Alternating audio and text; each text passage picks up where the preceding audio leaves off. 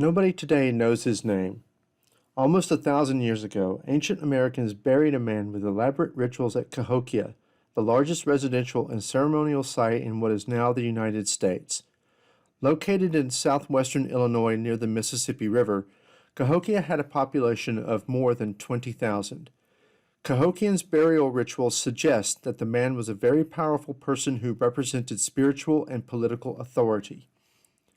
Archaeologists, scientists who study the objects left behind by ancient peoples, discovered what we know about the Cahokians and this leader. Cahokia attracted the attention of archaeologists because ancient Americans built hundreds of earthen mounds in the region. Atop Monk's Mound, a huge pyramid that is the single largest structure ever built by ancient North Americans, Cahokia's political and religious leaders performed ceremonies watched by thousands who crowded a nearby plaza roughly the size of 50 football fields. These ceremonies were probably intended to demonstrate that the leaders had access to supernatural forces. At the far edge of the plaza, Cahokians buried the man in a mound about 6 feet high and 250 feet long. Before Cahokians lowered their leader into his grave sometime around the year 1050 CE, they first placed the body of another man face down in the dirt. On top of that man, Cahokians draped a large cape made of 20,000 shell beads crafted into the likeness of a bird. They then laid the leader face up on the beaded cape with his head pointing southeast, aligned with the passage of the sun across the sky during the summer solstice. Experts speculate that Cahokians sought to pay homage not only to this man of importance, but also to the awe-inspiring forces that govern their lives: darkness and light, earth and sun. To accompany their leader, Cahokians also buried hundreds of beautifully crafted arrowheads and other artifacts along with the bodies of 7 adults who probably were the leader's relatives or servants. Not far away, archaeologists discovered several amazing mass graves. One contained 53 young women who had been killed by poison, strangulation, or having their throats cut. Other graves contained 43 more sacrificed women and 43 additional men and women who had been executed at the burial site. In all, more than 270 people were buried in the mound with the leader. Nobody knows exactly who the powerful man was or why Cahokians buried him as they did. Most likely he was a supreme leader of some sort. To date, archaeologists have found no similar burial site in all of ancient North America. Most likely, the man's burial and the human sacrifices that accompanied it were major public rituals that displayed the fearsome power he wielded, the respect he commanded, and the supernatural authority his survivors intended to honor. Much remains unknown and unknowable about him and his fellow Cahokians, just as it does with other ancient Americans. The history of ancient America is therefore necessarily incomplete and controversial. Still, archaeologists have learned a great deal about ancient peoples who shaped the history of America before 1492. Archaeologists and historians seek to learn about people who lived in the past, but they usually employ different methods to obtain information. Both archaeologists and historians study artifacts as clues to the activities and ideas of the humans who created them. They concentrate, however, on different kinds of artifacts. Archaeologists tend to focus on physical objects such as bones, spear points, pots, baskets, jewelry, clothing, and buildings. Historians direct their attention mostly to writings such as letters, diaries, laws, speeches, newspapers, and court cases. The concentration of historians on writings and of archaeologists on other physical objects denotes a rough cultural and chronological boundary between the human beings studied by the two groups of scholars, a boundary marked by the use of writing. Writing is defined as a system of symbols that record spoken language. Writing originated among ancient peoples in China, Mesopotamia, and Central America about 8,000 years ago, within the most recent 2% of the 350,000 years that modern human beings have existed. While people who inhabited North America in 1492 expressed themselves with many kinds of symbols, for example, in their pottery, textiles, and tools, they did not use writing. Ancient Americans invented hundreds of spoken languages. They learned to survive in almost every natural environment. They chose and honored leaders, they traded, warred, and worshipped, and above all, they learned from and taught one another. Still, much of what we would like to know about their experiences remains unknown because they did not write about it. Archaeologists specialize in learning about people who did not document their history in writing. They study the millions of artifacts ancient peoples created. They also examine geological strata, pollen, and other environmental features to reconstruct as much as possible about the world inhabited by ancient peoples. Although ancient Americans and their descendants resided in North America for thousands of years before Europeans arrived, their history cannot be reconstructed with the detail and certainty made possible by writing. Human beings lived elsewhere in the world for hundreds of thousands of years before they reached the Western Hemisphere. Millions of years before humans existed anywhere on the globe, North and South America became detached from the gigantic common landmass scientists now call Pangaea. About 240 million years ago, powerful forces deep within the Earth fractured Pangaea and slowly pushed the continents apart to their present positions. This process of continental drift encircled the land of the Western Hemisphere with large oceans that isolated it from the other continents long before the earliest human beings first appeared in Africa about 5 million years ago. Millions of years later, about 320,000 BCE, modern humans evolved in Africa. All human beings throughout the world today ultimately came from descendants of these ancient Africans. Slowly, over many thousands of years, some descendants migrated out of Africa and scattered into Europe and Asia. Land that connected Africa to Europe and Asia made possible their migration. But for about 97% of the time modern humans have inhabited the Earth, none of them managed to cross the oceans that isolated North and South America from Africa and Eurasia. Two major developments made it possible for ancient humans to migrate to the Western Hemisphere. First, people successfully adapted to the frigid environment near the Arctic Circle. By about 25,000 BCE, humans had become permanent residents of extremely cold regions such as northeastern Siberia. Siberian women used bone needles to sew animal skins into warm clothing to protect their families from the frigid climate. Second, changes in the Earth's climate reconnected North America to Asia. During the last global ice age, which endured from about 25,000 BCE to 15,000 BCE, snow piled up in glaciers and sea levels dropped, exposing a wide land bridge that connected Asian Siberia to American Alaska. Experts call this land bridge Beringia. Since the global climate is much warmer now, Beringia lies submerged beneath the ocean that separates Siberia from Alaska. While Beringia was above sea level, glaciers a half-mile thick covered what is now western Canada and reached to the Pacific coast, blocking human access to the rest of the hemisphere. Still, Siberian hunters roamed Beringia for thousands of years in search of mammoths, bison, and smaller animals. As these hunters slowly ventured east, they eventually became pioneers of human life in the Western Hemisphere.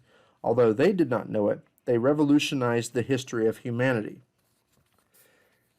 The accepted theory concerning the initial population of North and South America is that these Siberian hunter-gatherers migrated across Beringia and eventually became the ancestors of the American Indians. However, recent archaeological discoveries in eastern North America give evidence of human habitation there prior to the Beringian migration.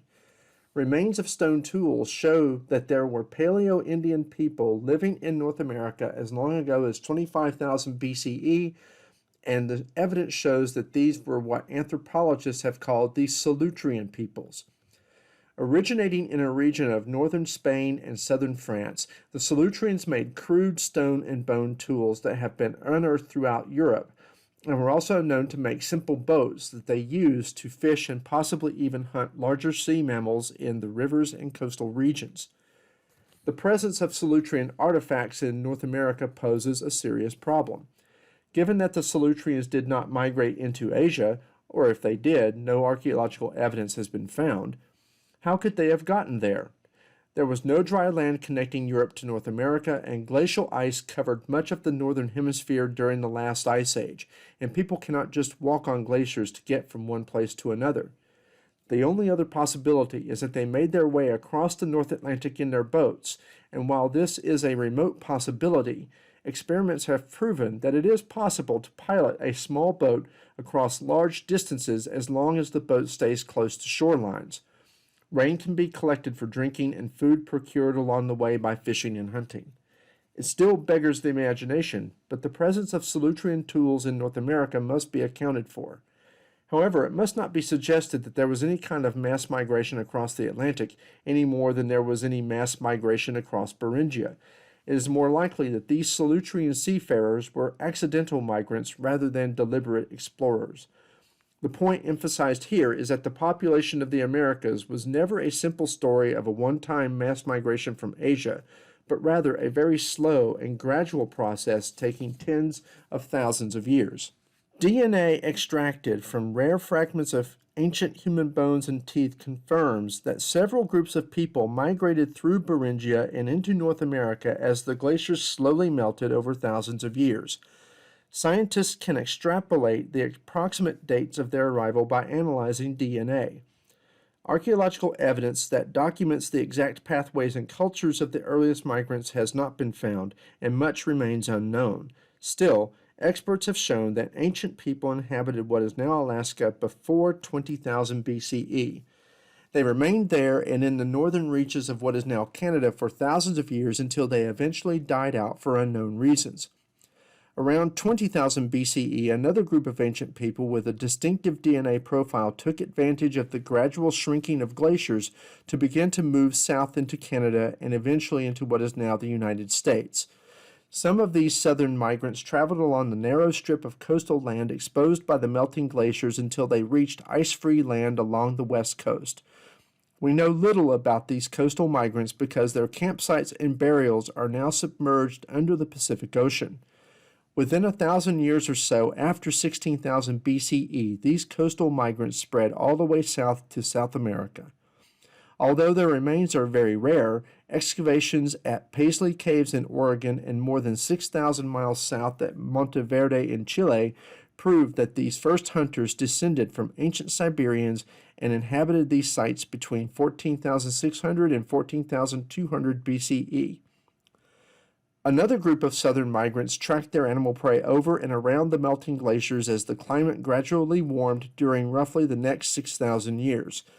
Some of them had reached what is now Montana by about 13,000 BCE, as proven by recently analyzed DNA from a child's burial.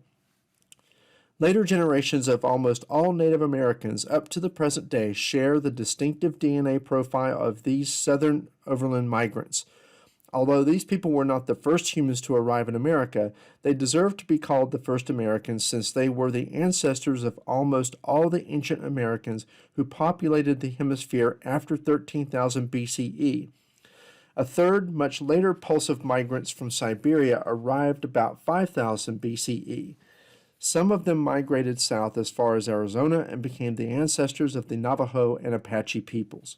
An interesting story surrounds the discovery of America's oldest human remains, which were found near the town of Kennewick on the Columbia River in southern Washington state in 1996. The nearly complete human skeleton of a man, dubbed Kennewick Man, was carbon dated at around 9,000 BCE, and his cause of death was readily apparent, as a stone spear point was found lodged in his pelvic bone. In 1998, a facial reconstruction by a forensics expert caused controversy when the features looked remarkably European, and not just that, but strikingly familiar. If you have not noted the resemblance yet, others quickly recognize that this person looks almost exactly like Patrick Stewart. The woman who conducted the reconstruction was forced to admit that, as a fan of the famous actor, she may have been unconsciously influenced as she worked the modeling clay. A subsequent reconstruction has rendered a face that looks more authentic to the man he probably was. So far, the oldest modern human remains found anywhere in the Western Hemisphere are of a young woman found in deep southern Mexico, which have been dated to around 14,000 BCE. Genetic analysis of these and many other human remains found throughout the Americas indicate that the background and story of the peopling of the Americas is a far more complex one than had been previously thought. Archaeologists refer to these various overland migrants and their descendants for the next few thousand years as Paleo-Indians. They speculate that when Paleo-Indians made it south of the glaciers, they entered a hunter's paradise teeming with wildlife that had never before confronted human predators armed with razor-sharp spears. The abundance of game presumably made hunting relatively easy. Ample food permitted the Paleo-Indian population to grow. Within 1,000 years or so after 13,000 BCE, Paleo-Indians inhabited almost all of the Western Hemisphere. The first Americans used a distinctively shaped spearhead known as a Clovis point, named for the place in New Mexico where it was first excavated. Archaeologists' discovery of abundant Clovis points throughout North and Central America in sites occupied about 13,000 BCE provides evidence that these nomadic hunters shared not just DNA, but also a common way of life. Typically, all Paleo-Indians hunted large game such as mammoths and bison, but they probably also killed smaller animals. Concentration on larger animals, when possible, made sense because just one mammoth supplied meat for months. Some Paleo-Indians even refrigerated mammoths they killed by filling the body cavities with stones and submerging the carcasses in icy lakes for later use. In addition to food, mammoths provided Paleo-Indians with hides and bones for clothing, shelter, tools, and much more. Around 11,000 BCE, Paleo-Indians confronted a major crisis. The mammoths and other large mammals they hunted became extinct. The extinction occurred gradually, stretching over several hundred years. Scientists are not completely certain why it happened, although environmental change probably contributed to it. About this time, the Earth's climate warmed, glaciers melted, and sea levels rose. Mammoths and other large mammals may have had difficulty adapting to the warmer climate. Many archaeologists also believe, however, that Paleo-Indians contributed to the extinctions in the Western Hemisphere by killing large animals more rapidly than the animals could reproduce. Some experts dispute this overkill interpretation, but warming environmental changes had occurred for millions of years before the arrival of Paleo-Indians without triggering the extinction of large animals. The presence of skilled Paleo-Indian hunters seems to have made a decisive difference. Whatever the causes, after the extinction of large mammals, Paleo-Indians literally inhabited a new world. Paleo-Indians adapted to the extinction of their large animal prey by making two important changes in their way of life. First, hunters began to prey more intensively on smaller animals. Second, Paleo-Indians devoted more energy to foraging, that is, to collecting wild plant foods such as roots, seeds, nuts, berries, and fruits. When Paleo-Indians made these changes, they replaced the apparent uniformity of the big game-oriented Clovis culture with great cultural diversity adapted to the many natural environments throughout the hemisphere. These post-Clovis adaptations to local environments resulted in an astounding variety of Native American cultures that existed when Europeans arrived in 1492. By then, hundreds of tribes inhabited North America alone. Hundreds more lived in Central and South America. Still more hundreds of ancient American cultures had disappeared or been transformed as their people constantly adapted to environmental and other challenges. With regard to American Indian origins, the Indians themselves tend to dispute theories proposed by overwhelmingly white European and American scientists and anthropologists, referring to numerous origin stories in their own mythologies that speak of arising from this land itself. Navajo stories speak of the first humans migrating upwards through a succession of worlds to arrive at last at this world, which may suggest some deep collective memory of ancestral migrants from elsewhere. The Pawnee origin story involves their ancestors coming down from a realm in the sky. The Caddo of East Texas told each other about their ancestors coming up from an underworld through a great hollow log. The Iroquois would speak of the first woman falling from a sky realm to the world that was entirely ocean before she managed to make the land from bits of mud procured by helpful animals. The careful historian does not take these stories at face value, but neither dismisses them as pure mythology. A problem we have with Indian myths and legends is that the vast majority of them have come down to us through white colonial sources who may or may not have felt it necessary to translate the story faithfully or correctly. In a way, a scientific theory about Beringian migrants or earlier Solutrean seafarers is just as much a story as any told by ancient peoples about ancestors coming from the sky or through holes in the ground. Both are intended to make sense of the world and answer fundamental questions about who we are and why we are here. Archaeologists use the term archaic in two ways. First, to describe the many different hunting and gathering cultures that descended from Paleo-Indians, and second, to refer to the long period of time when those cultures dominated ancient America, roughly from 10,000 BCE to somewhere between 4,000 BCE and 3,000 BCE. The archaic era in the history of ancient America followed the Paleo-Indian big game hunters and came before the development of agriculture. However, even after ancient Americans began to engage in agriculture, the hunter-gatherer way of life persisted for millennia. Like their Paleo-Indian ancestors, archaic Indians hunted with spears, but they also took smaller game with traps, nets, and hooks. Unlike their Paleo-Indian predecessors, many archaic peoples became excellent basket makers in order to collect and store seeds, roots, nuts, and berries they gathered from wild plants. They prepared food from these plants by using a variety of stone tools. A characteristic archaic artifact is a grinding stone used to pulverize seeds into edible form. Most archaic Indians migrated from place to gather plant food and hunt animals. They usually did not establish permanent villages, although they often returned to the same river valley or fertile meadow year after year. In regions with especially rich resources, such as present-day California and the Pacific Northwest, they developed permanent settlements. Archaic peoples followed these common practices in distinctive ways in the different environmental regions of North America.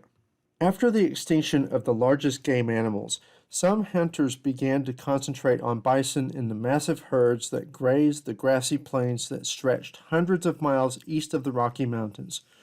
For almost 1,000 years after the big game extinctions, archaic Indians hunted bison with Folsom points, named after a site near Folsom, New Mexico, discovered in 1908 by an African-American cowboy named George McJunkin.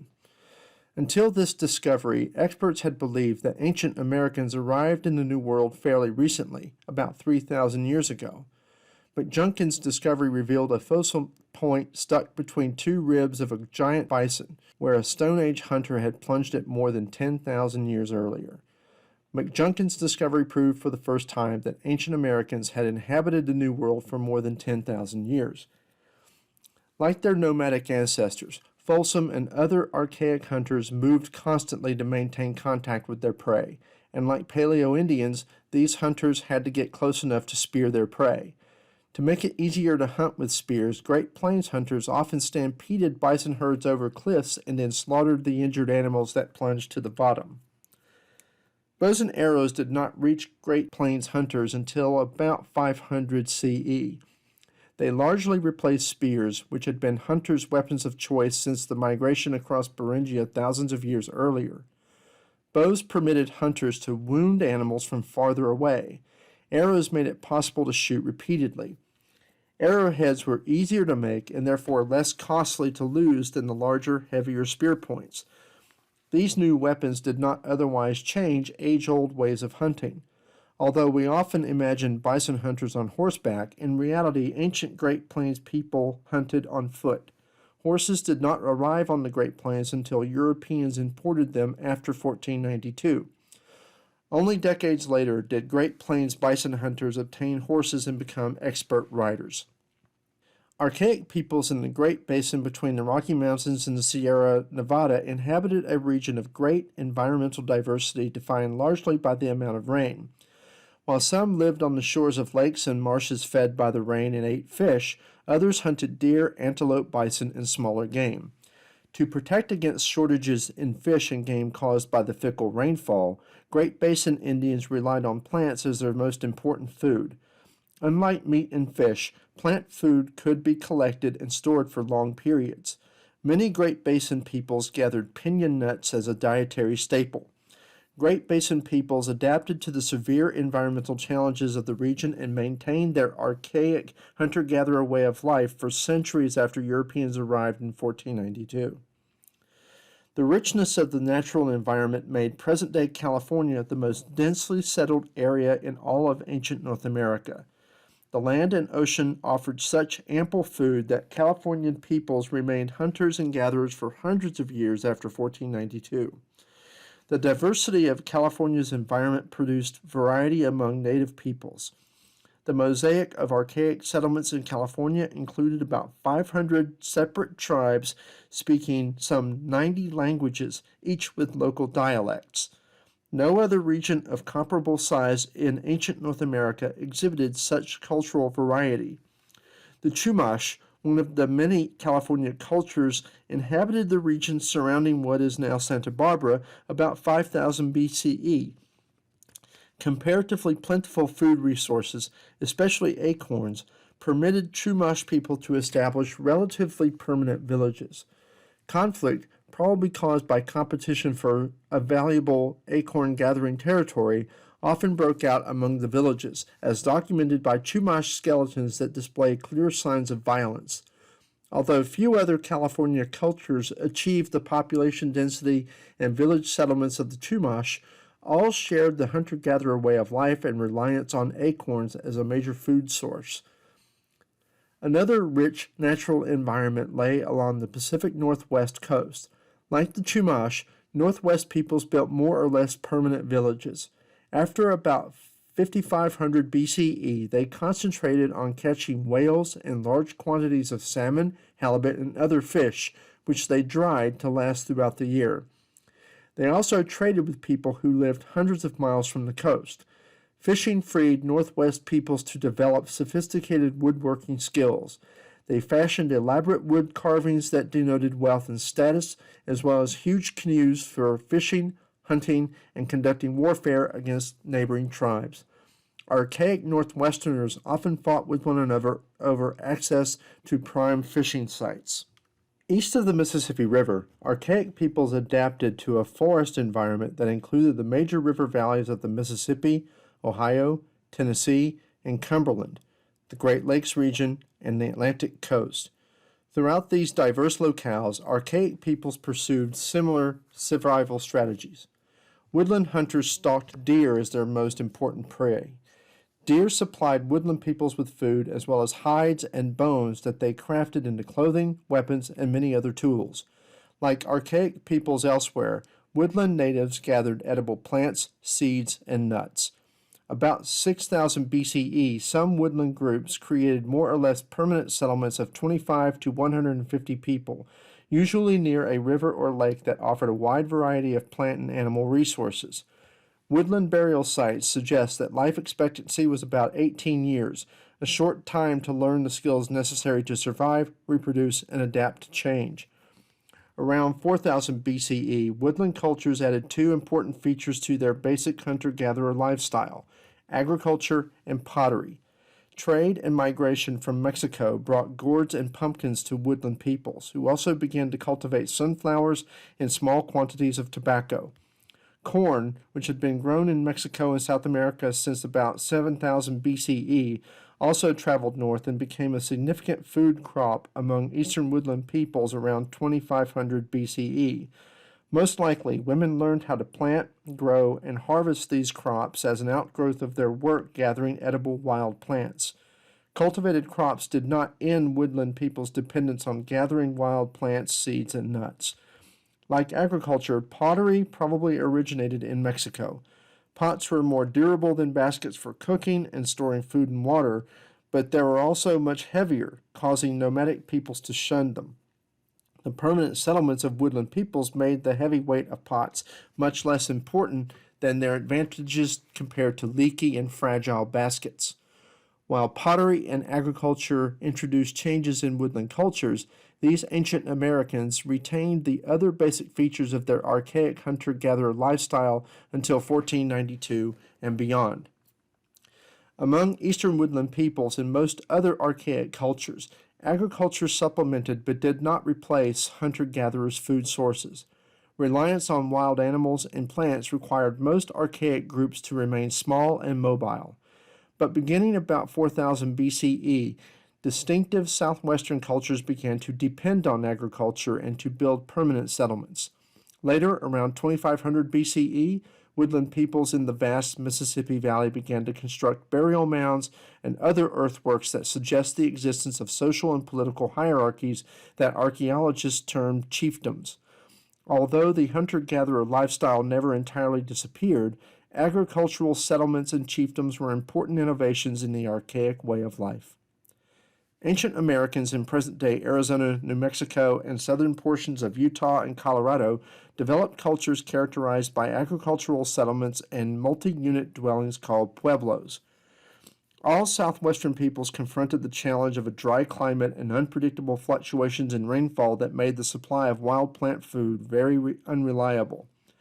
They probably adopted agriculture in response to this basic environmental uncertainty.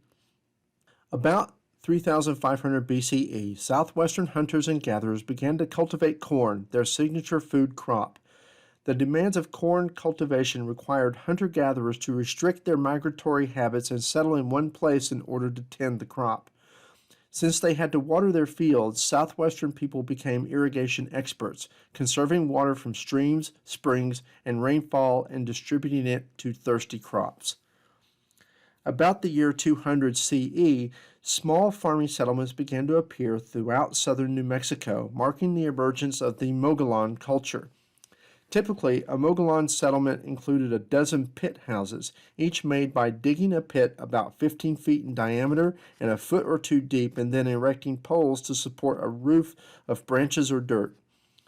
Larger villages usually had one or two bigger pit houses that may have been the predecessors of the circular kivas, the ceremonial rooms that became a characteristic of nearly all southwestern settlements. About 900 CE, Mogollon culture began to decline for reasons that remain obscure.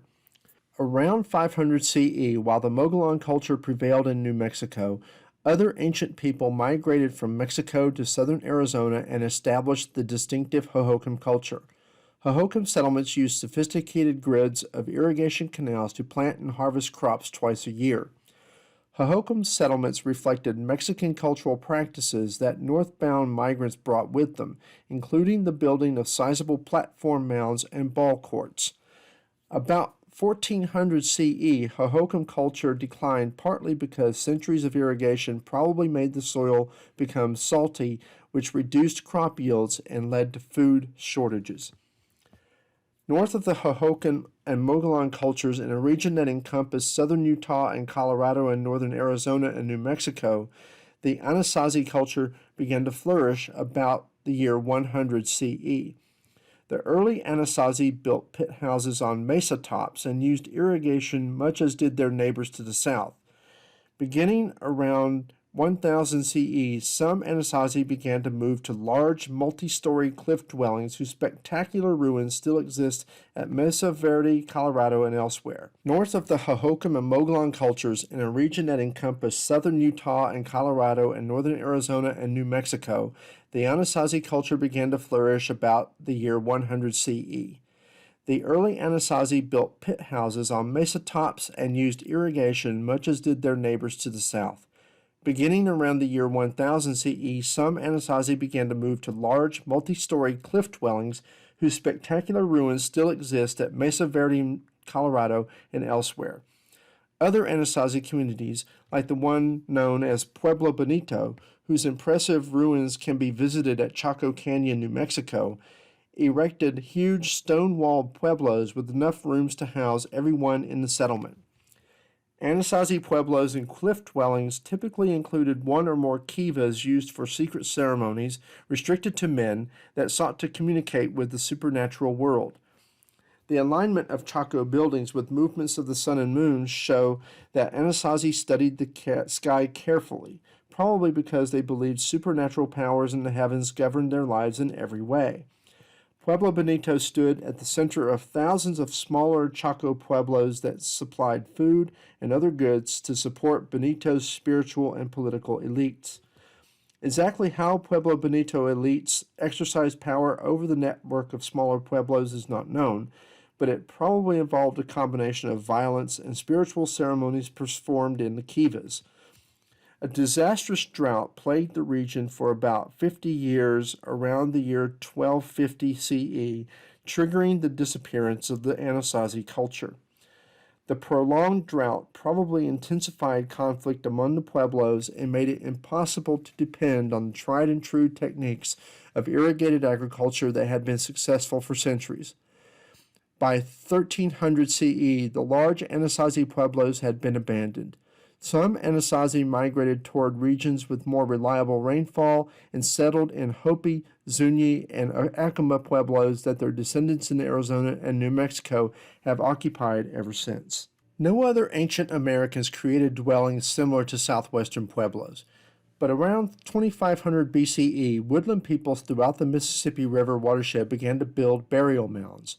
The size of the mounds, the labor and organization required to erect them, and differences in the artifacts buried with certain individuals suggest the existence of a social and political hierarchy that archaeologists term a chiefdom.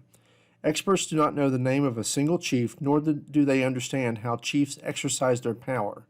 But the only way archaeologists can account for the complex and labor-intensive burial mounds is to assume that a person, whom scholars term a chief, commanded the labor and obedience of very large numbers of other people who made up the chief's chiefdom. Between 2500 BCE and 21 BCE, Adena people built hundreds of burial mounds radiating from central Ohio. In the mounds, the Adena usually included grave goods such as spear points and stone pipes, as well as thin sheets of mica, a glass-like mineral, crafted into animal or human shapes. Sometimes burial mounds were constructed all at once, but often they were built up slowly over many years. Around 2100 BCE, Adena culture evolved into the more elaborate Hopewell culture, which lasted about 500 years. Centered in Ohio, Hopewell culture extended throughout the enormous drainage of the Ohio and Mississippi rivers. Hopewell people built larger mounds than their Adena predecessors and filled them with magnificent grave goods that Hopewell groups reserved for their most important leaders. Most people were cremated, not buried. Hopewell burial rituals brought many people together to honor the dead person and to help build the mound. Hopewell mounds often reached 100 feet high and 30 feet in diameter. Grave goods at Hopewell sites testify to the high quality of Hopewell crafts and to a thriving trade network that ranged west to Wyoming and south and east to Florida. Hopewell culture declined about 400 CE for reasons that are unknown.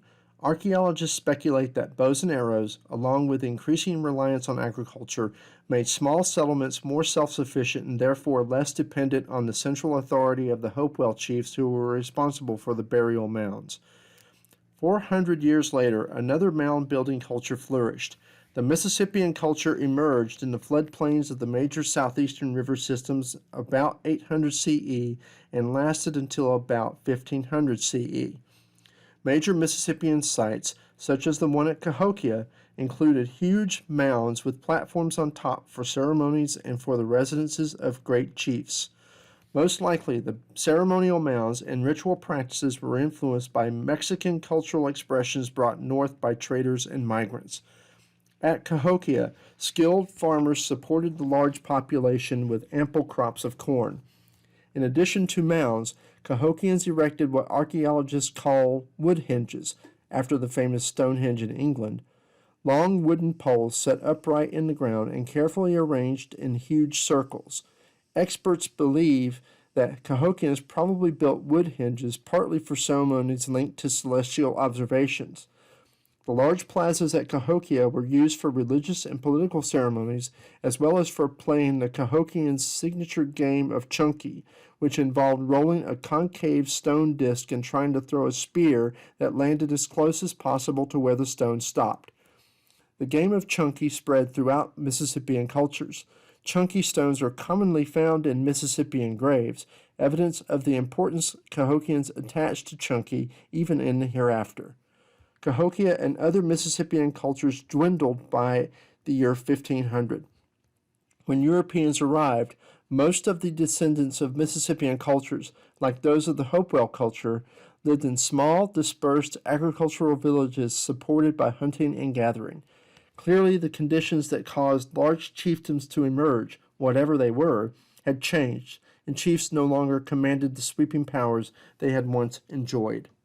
On the eve of European contact in the 1490s, Native Americans lived throughout North and South America, but their total population is uncertain. Some experts claim that Native Americans who inhabited what are now the United States and Canada numbered 20 million to 50 million. Other experts place the population at no more than 1 or 2 million. A prudent estimate is about 10 million. The survival strategies of hunting, gathering, and agriculture spread ancient Americans across the continent, but some regions supported more people than others. About 1/3 of native North Americans inhabited the enormous woodland region east of the Mississippi River. Their population density was about average for North America as a whole. Eastern woodland people clustered into three broad linguistic and cultural groups: Algonquin, Iroquois, and Muskegon. Algonquin tribes inhabited the Atlantic seaboard, the Great Lakes region, and much of the upper Midwest.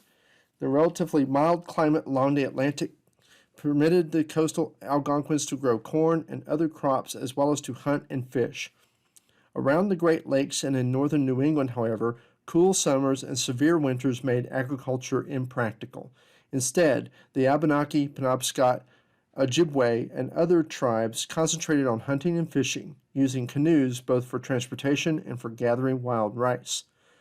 Inland from the Algonquin region, Iroquois tribes occupied territories centered in Pennsylvania and upstate New York, as well as in the hilly upland regions of the Carolinas and Georgia. Iroquois tribes differed from their neighbors in three important ways. First, their success in cultivating corn and other crops allowed them to build permanent settlements, usually consisting of several longhouses housing 5 to 10 families. Second, Iroquois women headed family clans and even selected the chiefs, normally men, who governed the tribes. Property of all sorts belonged to women.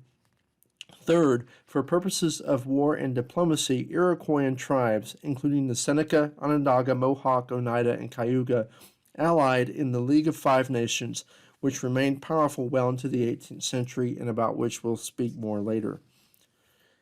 Muskegon people spread throughout the woodlands of the southeast, south of the Ohio River, and east of the Mississippi, including the Creek, Choctaw, Chickasaw, and Natchez tribes. Muskegons inhabited a bountiful natural environment that provided abundant food from hunting, gathering, and agriculture. Remnants of the earlier Mississippian culture still exist in Muskegon religion. The Natchez, for example, worshipped the sun and built temple mounds modeled after those of their Mississippian ancestors, including Cahokia. Great Plains peoples accounted for about 1 out of 7 native North Americans. Inhabiting the huge region between the Rocky Mountains and the Mississippi River, many tribes had migrated to the Great Plains within the century or two before the 1490s, forced westward by Iroquois and Algonquin tribes. Some Great Plains tribes, especially the Mandan and Pawnee, farmed successfully, growing both corn and sunflowers. But the Teton Sioux, Blackfeet, Comanche, Cheyenne, and Crow on the northern plains, and the Apache and other nomadic tribes on the southern plains depended on bison for subsistence. Southwestern cultures included about a quarter of all Native Americans. These descendants of the Mogollon, Hohokam, and Anasazi cultures lived in settled agricultural communities, many of them pueblos. They continued to grow corn, beans, and squash using methods they had refined for centuries. However, their communities came under attack by a large number of warlike Athabascans who invaded the Southwest beginning around the year 1300. The Athabascans, principally Apache and Navajo, were skillful warriors who preyed on the sedentary Pueblo Indians, reaping the fruits of agriculture without the work of farming. About a fifth of all Native Americans resided along the Pacific coast. In California, abundant acorns and nutritious marine life continued to support high population densities, but this abundance retarded the development of agriculture.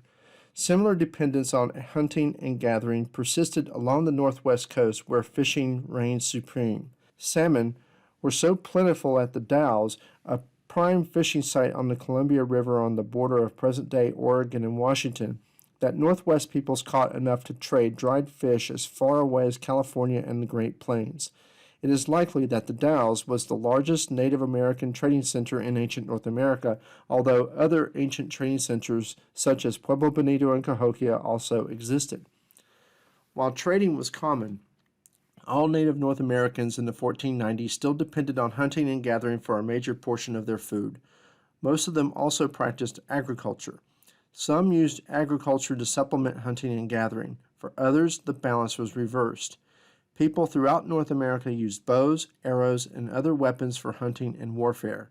To express themselves, they drew on stones, wood, and animal skins, wove baskets and textiles, crafted pottery, beads, and carvings, and created songs, dances, and rituals. North American life did not include features common in Europe during the 1490s. Native North Americans did not use riding, wheels, or sailing ships. They had no large domesticated animals such as horses or cows. Their only metal was copper. However, the absence of these European conveniences mattered less than Native Americans' adaptations to local natural environments and to the social environment among neighboring peoples, adaptations that all Native North Americans held in common. It would be a mistake, however, to conclude that Native North Americans lived in blissful harmony. Archaeological sites provide ample evidence of violent conflict. Warfare was common, making violence and fear typical features of ancient American life. Warfare not only killed people and destroyed their settlements, but victors usually took captives, especially women and children, and often treated them as slaves.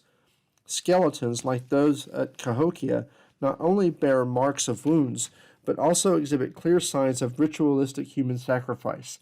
Religious, ethnic, economic, and familial conflicts must have occurred, but they remain in obscurity because they left few archaeological traces. In general, anxiety and instability must have been at least as common among ancient North Americans as feelings of peace and security. Native North Americans not only adapted to the natural environment, but also changed it in many ways. They built thousands of structures, from small dwellings to massive pueblos and enormous mounds, permanently altering the landscape. Their food-gathering techniques selected productive and nutritious varieties of plants, thereby shifting the balance of local plants toward useful varieties.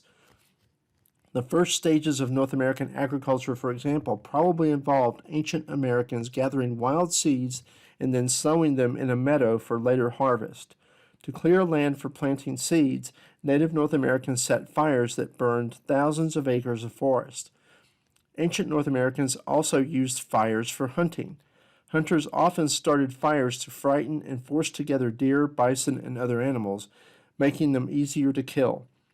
Indians also started fires along the edges of woods to burn off shrubby undergrowth. The fires allowed tender, younger plants to sprout and attract deer and other game, who then came within convenient range of hunters' weapons. The burns also encouraged the growth of sun-loving food plants that Indians relished, such as blackberries, strawberries, and raspberries. Because the fires set by Native North Americans usually burned until they ran out of fuel or were extinguished by rain or wind, enormous regions of North America were burned. In the long run, fires created and maintained a diverse and productive natural environment. Fires, like other activities of ancient North Americans, shaped the landscape of North America long before Europeans arrived in 1492. The influences of the Mississippian cultures were still very visible when the Spaniards invaded the Southeast in the 16th century. Chiefdoms and temple mound towns were common. Moundville in Alabama, Etowah in Georgia, and Spiro in the Arkansas Valley of eastern Oklahoma were mound centers of population, trade, and artistic and ceremonial life. At the time of the Spaniards' arrival in northern Florida, the Apalachee and Timucua Indians lived in permanent settlements, planted 2 crops annually, and rotated their fields to keep the soil fertile. The Spaniards sustained their campaign by seizing the natives' corn supplies. But following contact with the Spaniards in the 16th century, the great Mississippian chiefdoms that ruled in the South collapsed in the wake of escalating warfare, epidemics, and slave raiding. The Natchez in the lower Mississippi Valley continued to display significant elements of Mississippian culture until they were effectively destroyed by the French in 1731, but elsewhere the historic peoples of the Southeast, Choctaws, Chickasaws, Cherokees, and various tribes of Creeks, emerged from the ruins of Mississippian societies. Cherokee traditions tell that their ancestors originated in the southern Appalachians in what is today the western Carolinas and eastern Georgia and Tennessee, and that from time immemorial Cherokee men hunted and Cherokee women farmed, planting and harvesting corn, beans, and squash in the fertile valleys of the Appalachians. The Cherokees called themselves Aniyanwia, the real people. In the north, over the course of several centuries, the Iroquois-speaking Hurons, Petons, and Neutrals moved from scattered settlements to fortified villages. Eventually, they formed loose confederacies numbering thousands of people. Sometime before direct contact with Europeans, the Iroquois-speaking peoples of upstate New York, the Haudenosaunee, ended intertribal conflict and organized a Great League of Peace. Europeans called it the League of the Five Nations, the Mohawks, Oneidas, Onondagas, Cayugas, and Senecas, and after the Tuscaroras migrated from the south and joined in 1722, the Six Nations. No one knows exactly when the League was formed. In 1900, a committee of Six Nations chiefs estimated that it took place about the year 1390, and some Iroquois assert that it was even earlier. One article argues that the League was founded on the afternoon of August 31st, 1142. Other scholars maintain that oral tradition and archaeological evidence for endemic warfare indicate that the League could not have formed before about 1450, and suggest that the Confederation was probably not complete until about 1525. Whatever the date, Iroquois people already referred to their league as ancient by the time they first met Europeans. Quote, "We, the five Iroquois nations, composed but one cabin," end quote, a Mohawk envoy declared in 1654. Quote, "We maintain but one fire, and we have from time immemorial dwelt under one and the same roof," end quote. The league that united the Iroquois in peace was forged in a time of violence. Before its formation, the traditions say, Iroquois people lived in a state of constant warfare. Quote, "Everywhere there was peril and everywhere mourning. Feuds with our outer nations, feuds with brother nations, feuds of sister towns, and feuds of families and of clans made every warrior a stealthy man who liked to kill. A man's life was valued at nothing," end quote. Warriors fought to avenge the deaths of relatives in an endless cycle of killing and retribution. The five nations agreed to stop fighting among themselves and unite in common defense. The individual tribes retained control of their own affairs at the local level, but acted through the Grand Council at Onondaga in matters of common concern. The League reflected the traditional Iroquois longhouse, sheltering many families, each with their own fire, but who from time to time gathered around a central fire and functioned as one family. Like a longhouse, the League could be expanded to incorporate new members, as when the Tuscaroras joined. The Mohawks, who defended the eastern borders of the Iroquois homeland, were designated the keepers of the eastern door. The Senecas were keepers of the western door. The Onondagas in the center were keepers of the council fire. Iroquois people likened their league to a bundle of arrows, symbolizing the strength they achieved in unity. Single arrows could be snapped easily, but a bundle was difficult to break. The five nations saw their league as a great tree providing shelter to other peoples who would follow its roots of peace and take their place in its shade. They adopted so many captives and took in so many refugees that by the 17th century, French observers estimated there were more non-Iroquois than Iroquois in Iroquois country.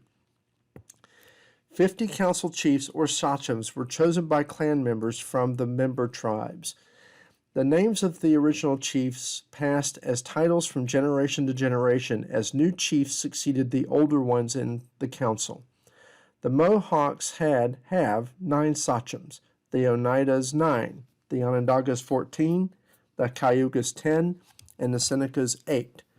League sachems had to be thick-skinned and above criticism and petty jealousies. The League sachems met and still meet at Onondaga near Syracuse, New York. They hold every year a general assembly, wrote a Jesuit observer in 1668. There are all the deputies from different nations are present to make their complaints and receive the necessary satisfaction in mutual gifts, by means of which they maintain a good understanding with one another. The sachems were divided into two moieties, or sides. The elder moiety included the Mohawks, Onondagas, and Senecas. The younger, the Oneidas and Cayugas. The Mohawks and the Senecas passed matters for discussion back and forth to the Oneidas and the Cayugas, while the Onondagas and the Tadadaho, the firekeeper, presided and meditated until consensus was reached or the matter was dropped. The sachems possessed no power of coercion. The chiefs had to be of one mind. People who could not abide by the general consensus were free to go their own way as long as their actions did not threaten the league as a whole.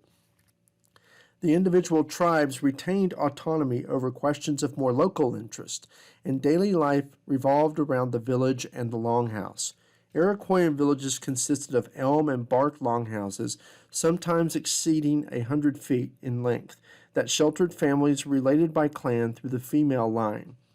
Iroquoian women tended the homes, cultivated and harvested the extensive cornfields that surrounded their villages, gathered berries, fruits, and nuts, made clothing and pottery, and cared for children. Iroquoian men prepared the fields for planting, but the main focus of their activities, war, trade, and diplomacy, lay outside the villages. The Iroquois fought, traded, and communicated with Algonquin-speaking peoples who surrounded the Iroquoian homeland in New York and Ontario. Ottawas, Algonquins, and Montagnais to the north, Mohicans, Abenakis, and Wampanoags to the east in New England, Delawares and Nanticokes to the south, and Shawnees, Potawatomis, Anishinaabe, Illinois, and Foxes to the west. Algonquins lived in semi-permanent villages of wigwams and longhouses and followed a mobile lifestyle, commuting from one resource locale to another. They practiced varying methods of farming, hunting, fishing, and gathering and harvesting food according to the seasons, and building on ties of kinship and custom, they developed and maintained networks of exchange with other communities.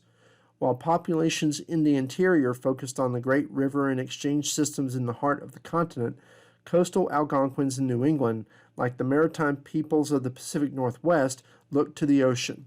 After Europeans arrived, coastal Algonquins contested the sea as well as the land.